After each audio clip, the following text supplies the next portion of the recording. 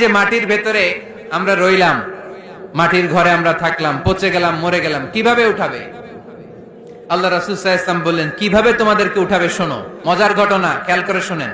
আল্লাহ রাসূল সাল্লাল্লাহু আলাইহি ওয়াসাল্লাম বললেন, সহিহ মুসলিমের বর্ণনা, ইন্না ফিল জাসাদি আযমান লা তাআকুলুহুল আরদু আবাদান ওয়া মিনহু ইউরাক্কাবুল খালকু কুল্লুহু ইয়াউমাল কিয়ামা।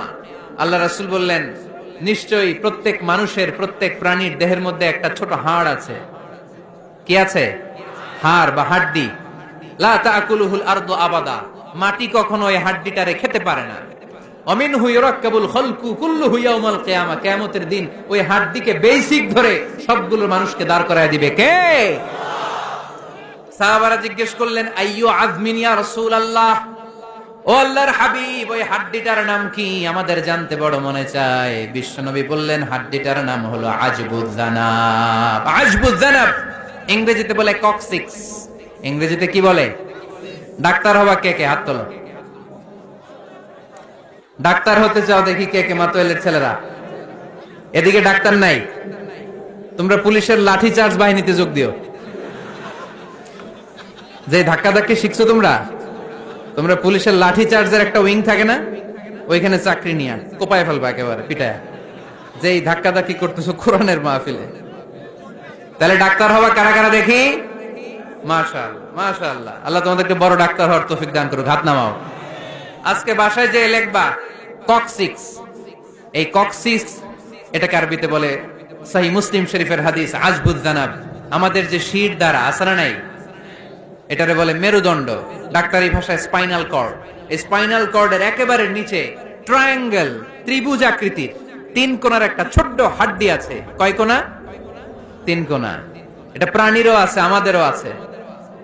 হিন্দুরা যখন শ্মশানে মানুষ পোড়ায়, গোশত, হাড্ডি, রক্ত সব পুড়ে যায়, কিন্তু এই ট্রায়াঙ্গেল কক্সিক্স পুড়ে না।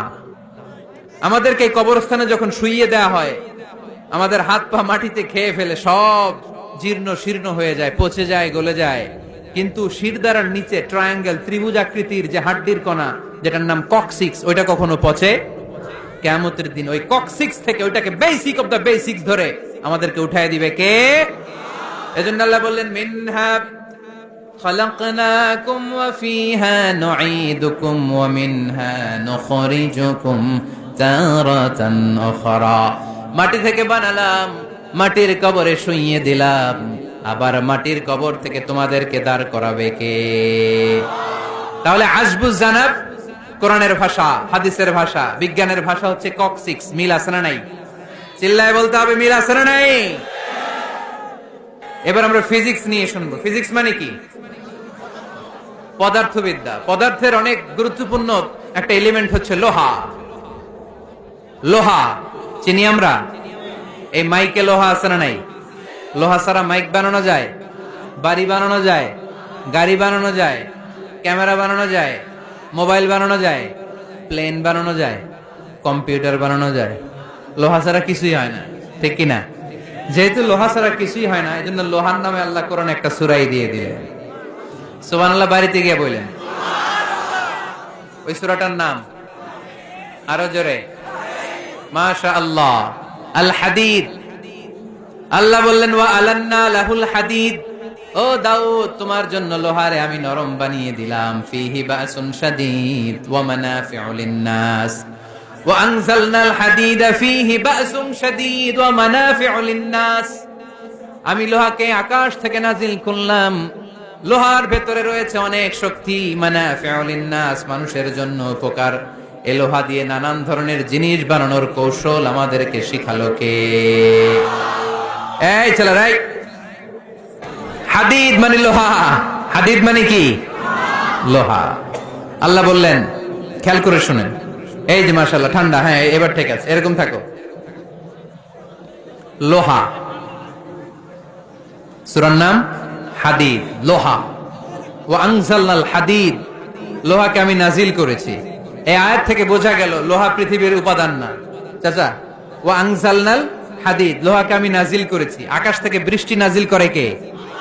এই কোরআনকে নাজিল করছে কে? নাজিল কি উপরের থেকে হয় না নিচ থেকে? তার মানে ওয়া আনজালনাল হাদিদ, লোহাকেও আল্লাহ এইভাবে নাজিল করছে। কোরআন যেমনি উপর থেকে নিচে, ফ্রম আপ টু ডাউন। বৃষ্টি যেমনি উপর থেকে নিচে, তেমনি লোহাকেও উপর থেকে নিচে নাজিল করেছে কে?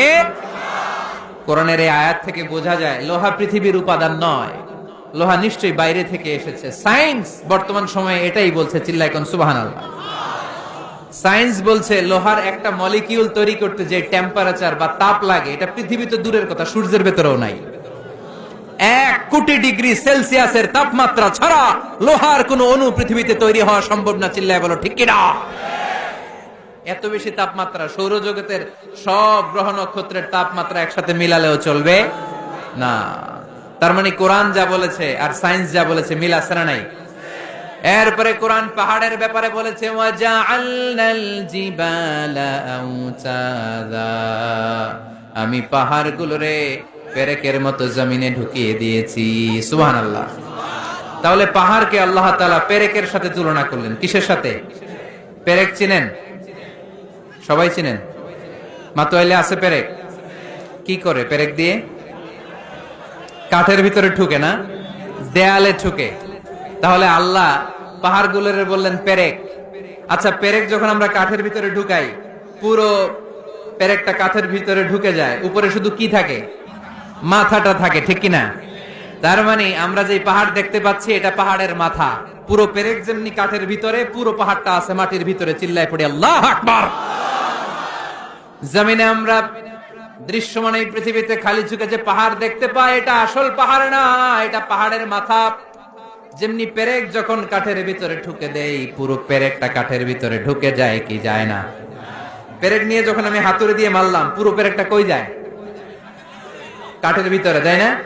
তার মানে খালি চোখে যে পাহাড় দেখি, এটা পেরেকের মাথা যেমনি একটু দেখা যায়, এটা পাহাড়ের মাথা।